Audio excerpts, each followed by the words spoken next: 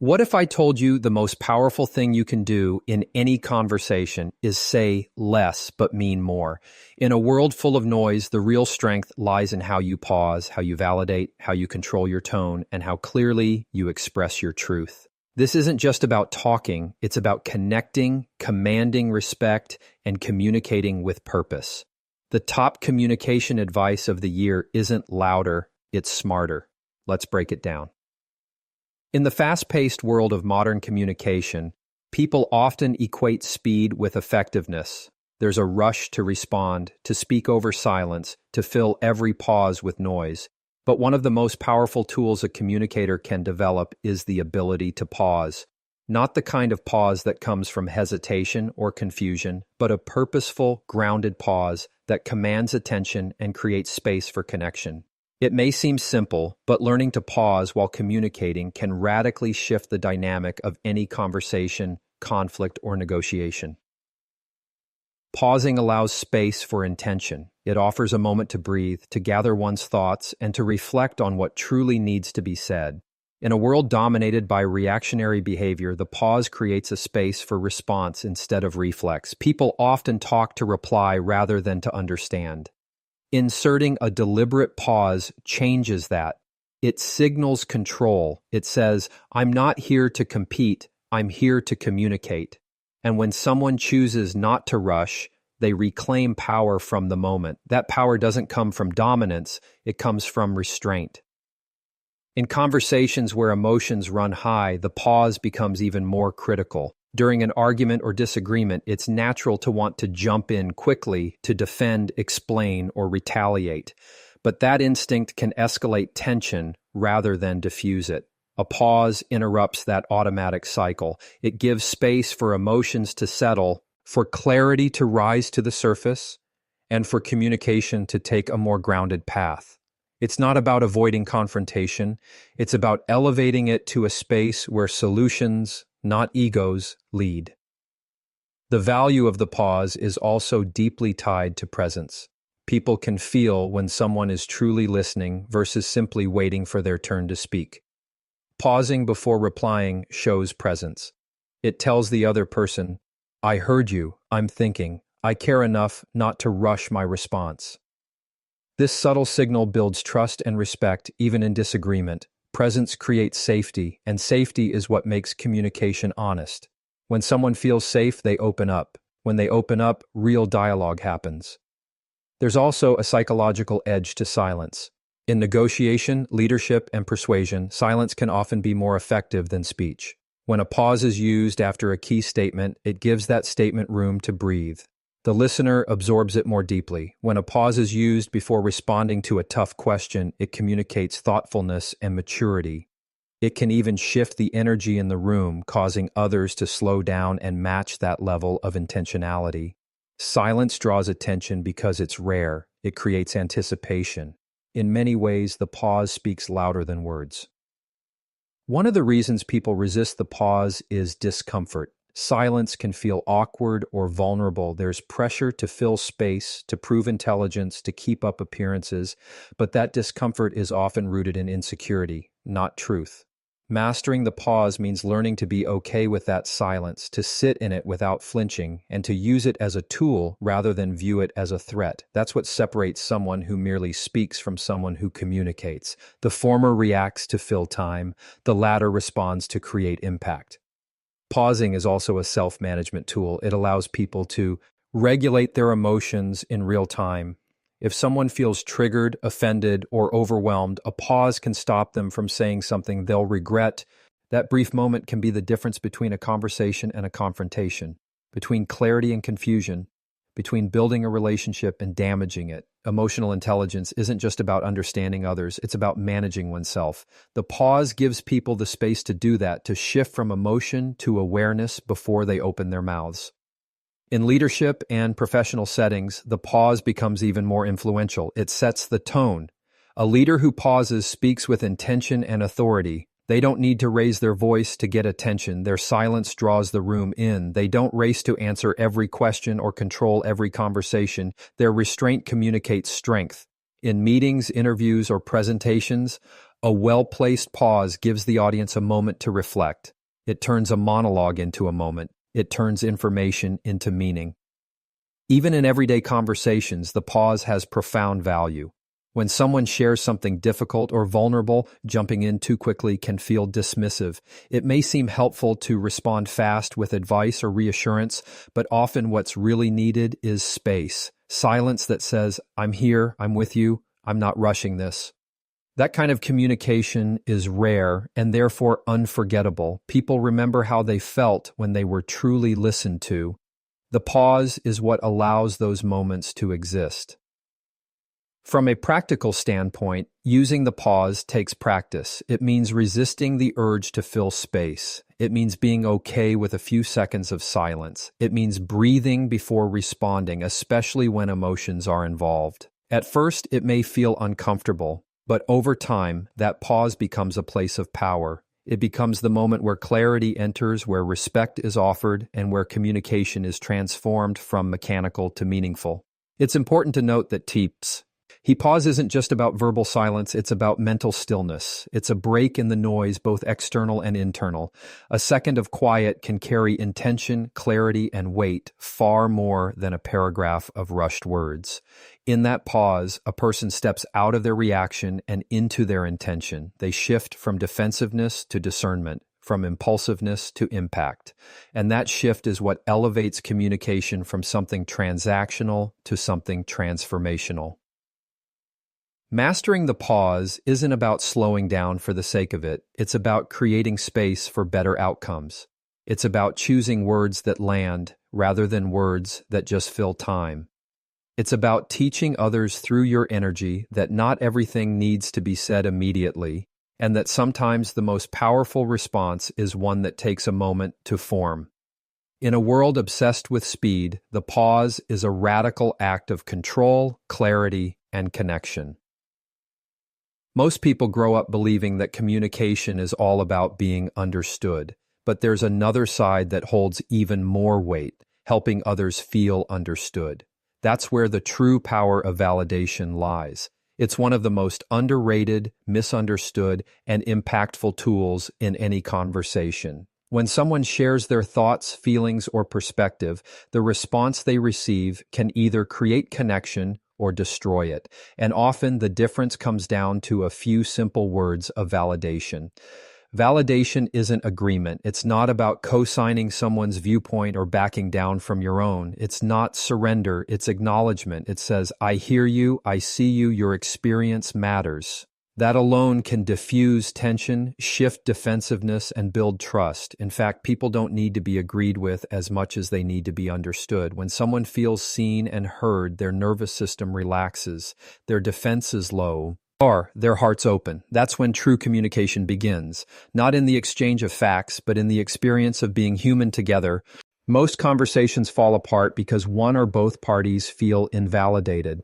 A person expresses how they feel, and instead of being met with curiosity, they're met with correction. Instead of, "That must have been hard," they hear, "You're overreacting." Instead of, "I can understand why that hurt," they get, "Well, you should have known better." These types of responses shut people down. They send the message that their feelings are inconvenient or irrational. The result? The other person withdraws, shuts off, or escalates. But validation changes the equation. When someone hears, "That sounds really frustrating," it creates a pause in the storm. When they hear, "I can see why that would upset you," the emotional walls start to come down. These statements don't take a side, they take a stand for understanding. They say, "You don't have to prove anything to me, I'm already listening." And in that moment, even if the issue isn't resolved, the relationship becomes stronger. Validation has the unique ability to reduce defensiveness. In any conflict, people are usually just fighting to be heard. They want to know that their pain, confusion, or perspective isn't being dismissed. Offering validation early in a disagreement can soften the whole interaction. It doesn't mean there isn't accountability or difference of opinion, it just means the tone shifts. No one listens well when they feel attacked, but everyone listens better when they feel respected. Validation creates that entry point. This approach also works powerfully in relationships, romantic, familial, professional, and beyond. So many arguments are recycled because the deeper need hasn't been met. One person might be arguing about a task or event, but beneath that surface is an unspoken desire. Do you care about how I feel? When that need goes unacknowledged, the argument drags on, spirals, or resurfaces in other forms. But when it's met with, I get why that left you feeling unappreciated, it breaks the cycle. The issue becomes less about who's right and more about what's real. What's fascinating is that validation can even shift a person's own emotional experience. When someone hears their emotions reflected back without judgment, they often find clarity and relief. It's like holding up a mirror that says, "You're not crazy, your feelings make sense." That alone can help them regulate, move through pain, or begin problem solving. Without that mirror, they may stay stuck, looping in frustration or retreating into silence. Validation creates motion. It allows a person to feel supported even when there's no immediate solution. Practicing validation requires presence. It means really listening, not just to the words, but to the feelings behind them. It requires slowing down, setting aside the urge to fix or advise, and instead focusing on reflecting what the other person is expressing. It's the difference between saying, "Here's what you should do," versus saying, "That sounds exhausting. I'm sorry you're dealing with that." One opens the door to connection, the other can feel dismissive, even if well-intentioned. There's also a discipline to validation. It asks the communicator to put their ego aside, to not make it about their own discomfort, opinions, or desire to be right. That's not always easy, especially when emotions are high or when someone feels misunderstood themselves. But choosing to validate requires strength. It's an act of emotional maturity. It takes courage to say, "I can hold space for your experience even if it's different from mine." That courage builds trust, deepens bonds, and fosters emotional safety.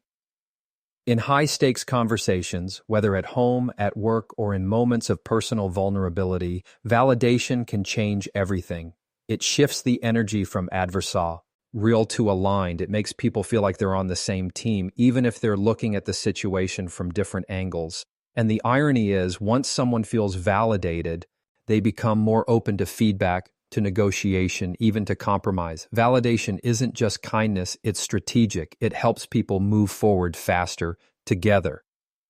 This doesn't mean validation replaces accountability. It doesn't excuse bad behavior or ignore boundaries, but it does lay the groundwork for healthy confrontation. Before someone can take responsibility, they often need to feel that their experience is real and acknowledged. Otherwise, they resist, deflect, or shut down.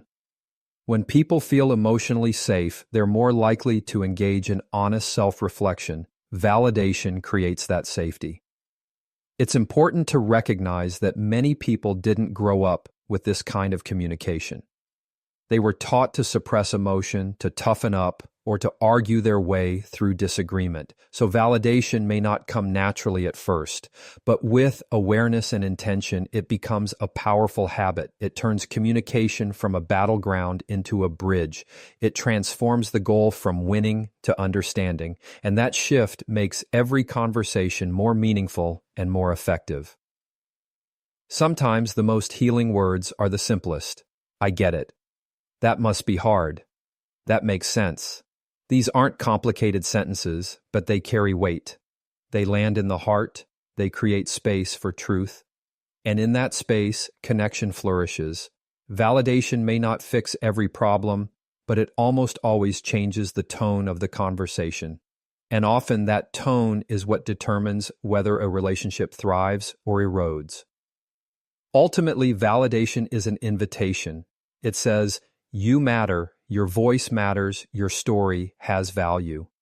That invitation is one of the greatest gifts anyone can offer another. It doesn't cost anything, but it's priceless. It doesn't require expertise, just empathy. And in a world where so many people feel unseen or unheard, that kind of gift can mean everything.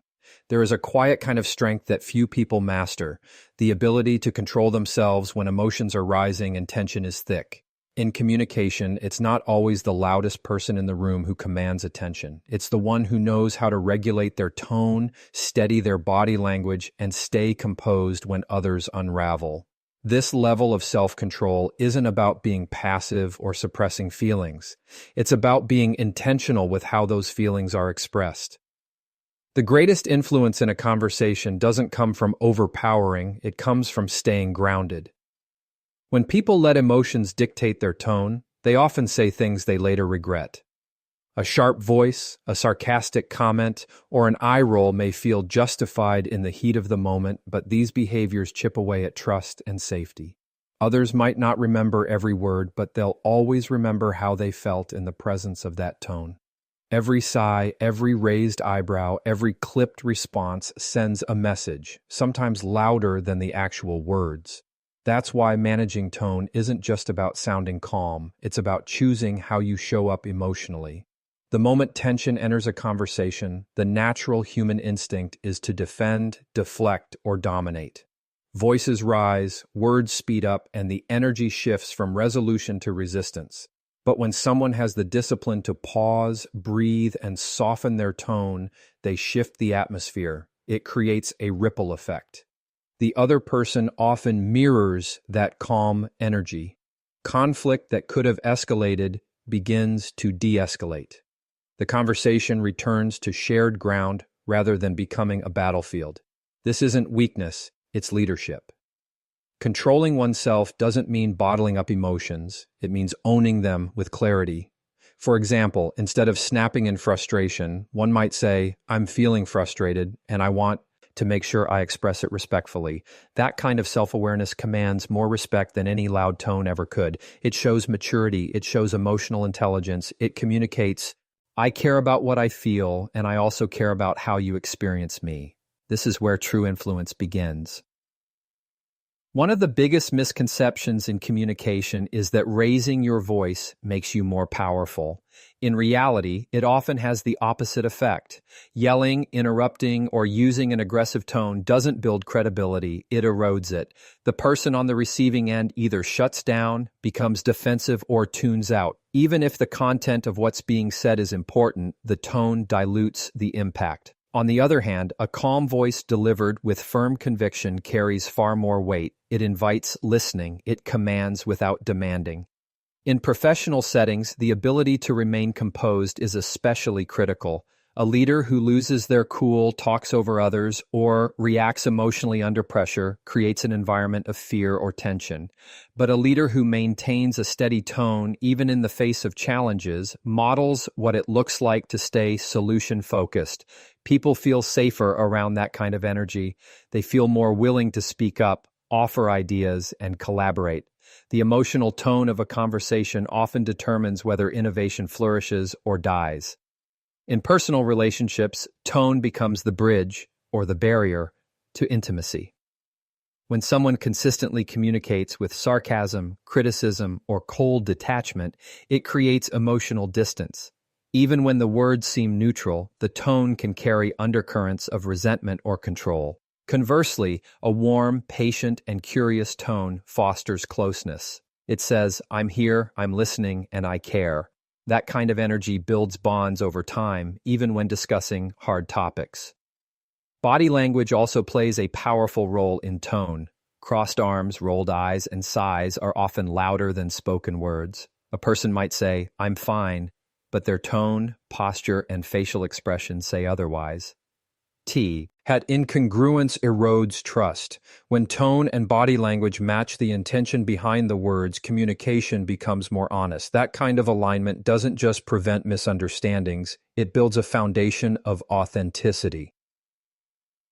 Tone also influences how feedback is received. Offering correction, critique, or guidance is a necessary part of life. But if the tone is harsh, condescending, or rushed, the message won't land. People become defensive, even if the feedback is valid.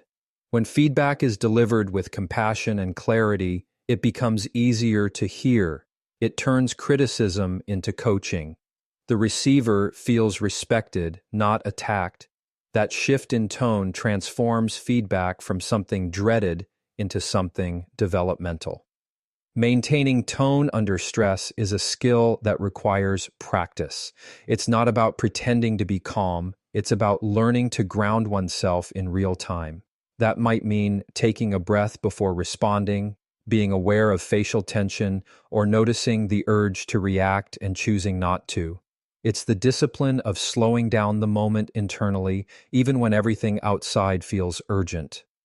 That small pause can prevent an explosion and create space for clarity. Self-regulation in communication isn't about being emotionless. It's about feeling deeply while expressing those feelings responsibly. Anger, frustration, disappointment, these are all valid emotions, but the way they're communicated determines their impact.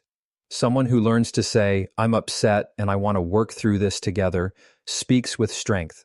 Someone who shouts or shuts down out of anger may feel powerful in the moment, but often leaves destruction behind. The goal isn't to suppress emotion, it's to elevate the way it's delivered.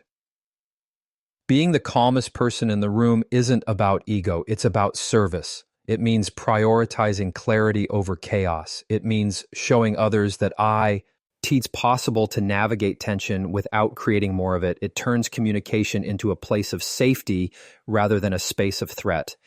That kind of presence doesn't just influence, it inspires. The truth is, anyone can raise their voice. Anyone can react, explode, or lash out when triggered. But it takes a high level of emotional discipline to stay composed. That discipline builds trust over time. People know what to expect. They feel safe sharing, even when what they have to say is difficult. That predictability in emotional tone creates stronger relationships, better conversations, and healthier environments. In every interaction, people are either diffusing tension or adding to it. The tone they use determines which one it will be. That choice has the power to shift not only the direction of the conversation, but the direction of the relationship. Every conversation is an opportunity to choose presence over pride, purpose over impulse, and connection over control. Clarity is often mistaken for harshness. In a world that frequently rewards politeness over truth, many people learn to sugarcoat their words, walk on eggshells, and speak in circles to avoid discomfort. But the reality is that clear communication is one of the highest forms of respect. It doesn't damage relationships, it protects them. When someone chooses to express themselves with honesty and directness, they are not pushing others away. They are offering them a deeper truth to stand on. Avoiding difficult conversations might seem like a way to keep peace, but it usually does the opposite. Unspoken expectations, unclear boundaries, and vague communication create confusion and resentment over time. People begin to assume rather than understand. They start interpreting silence as approval or guessing the meaning behind mixed messages. And when misunderstandings eventually surface, they carry a deeper sting because they were never addressed when they were small.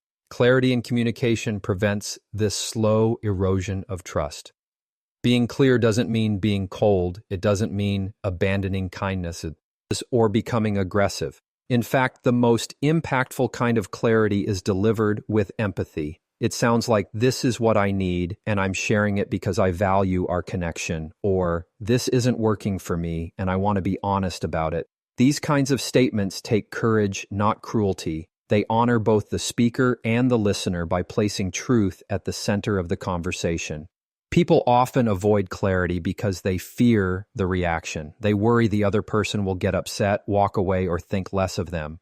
But when clarity is rooted in compassion, it actually strengthens relationships. It sets expectations clearly, reducing the likelihood of future conflict. It helps people understand where they stand, which brings security rather than uncertainty. It removes the guesswork, the overthinking, and the assumptions that often weigh down human connection.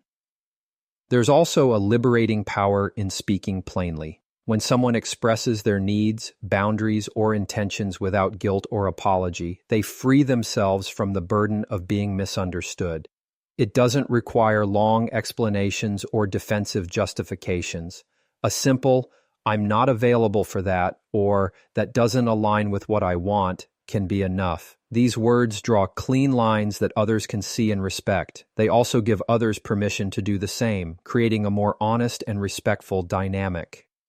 Clarity is also critical in conflict resolution. When issues are buried under vague complaints or passive-aggressive comments, nothing gets resolved. People argue over surface-level triggers without ever naming the real problem. But when someone is willing to say, "Here's what's bothering me, and here's what I'd like to change," they open the door to actual solutions. Clear communication shortens the distance between tension and resolution. It creates a direct path forward, one that both sides can walk together. In leadership and team dynamics, clarity becomes even more essential. When roles, expectations, and goals are unclear, people flounder. They waste time second-guessing, duplicating efforts, or avoiding responsibility. But when communication is straightforward, when people know what's expected, what success looks like, and what the standards are, things move with more ease. Morale improves, productivity increases, trust builds, clarity removes the fog that so often slows teams down. Setting boundaries is one of the most important areas where clarity is needed. People often expect others to just know what bothers them or what they need, but no one can read minds. It's unfair to hold others accountable to rules that were never clearly stated. Expressing boundaries might feel awkward at first, but it's a form of care. It communicates self-respect and teaches others how to engage in a way that supports mutual respect. A clear boundary protects energy, preserves integrity, and maintains healthy relationships. Even in love, clarity matters. Romance doesn't thrive in confusion. When someone is uncertain about where they stand or what the relationship means, it creates anxiety and insecurity. Being clear about feelings, intentions, and needs creates safety. It allows love to grow on solid ground. It also prevents manipulation, emotional ambiguity, and unmet expectations. Love and clarity are not opposites. They are companions. One strengthens the other. What often makes clarity feel uncomfortable is the belief that it will lead to rejection or conflict. But in most cases, what people truly want is the truth. They'd rather deal with disappointment now than confusion for weeks. They'd rather be told no than led on. They'd rather have hard boundaries than vague tolerance. In fact, the people who value you most will respect you more for being honest with them. The discomfort may last a moment, but the respect it earns can last a lifetime. Being Lear also builds self-confidence. When someone knows what they want, what they will and won't tolerate, and how to articulate it, they move through the world with a different level of assurance. They don't second-guess themselves as much. They don't seek constant validation. They become their own advocate. That kind of clarity radiates. It simplifies choices, sharpens focus, and strengthens identity. It's not just about being understood by others. It's about fully understanding oneself. It's important to remember that not everyone will respond positively to clarity. Some people benefit from your silence, your people-pleasing, or your blurred boundaries. When you begin to speak clearly, they may push back, guilt-trip, or withdraw. That's okay. The purpose of clarity is not to control others' responses, it's to honor your own truth. The right people will adjust, respect, and grow. The wrong ones will resist, but that resistance is revealing. It tells you who's aligned with your growth and who's attached to your silence. Developing clarity in communication takes practice. It starts with getting honest internally. What do I really think? What do I really want? What am I afraid to say? Once that inner clarity is found, the external words become easier. The conversations may still feel risky, but they will also feel necessary. Because clarity isn't about being comfortable, it's about being real. And realness is what leads to peace, even if it costs some comfort along the way. There's a profound sense of freedom that comes with knowing you spoke your truth, that you didn't hide behind vague language or let fear dilute your message, that you stood tall in your honesty, even when it was hard. That kind of clarity is a form of courage. It's not just about being heard, it's about living in alignment with what matters most. And no matter the outcome of the conversation, that alignment is what brings lasting inner peace.